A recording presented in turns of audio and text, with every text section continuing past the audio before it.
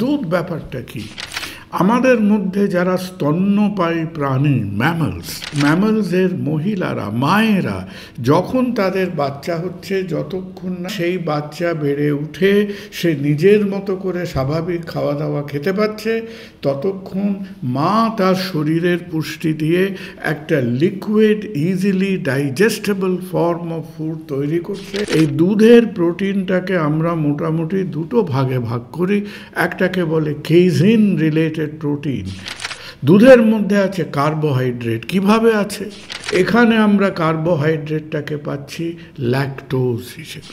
যখন আমরা মায়ের দুধের কথা বলি, হিউম্যান মিল্কের কথা বলি, তখন একটা অত্যন্ত ক্রিটিক্যাল কম্পোনেন্ট হচ্ছে দ্য হিউম্যান ইমিউনোগ্লোবুলিনস। হোল মিল্কটাকে যখন আমরা কিছুটা ফ্যাট সরিয়ে নিই, সেটাকে বলে সেমি স্কিমড মিল্ক। যখন আরও ফ্যাট কমিয়ে দেওয়া হয়, তাকে বলে স্কিমড মিল্ক।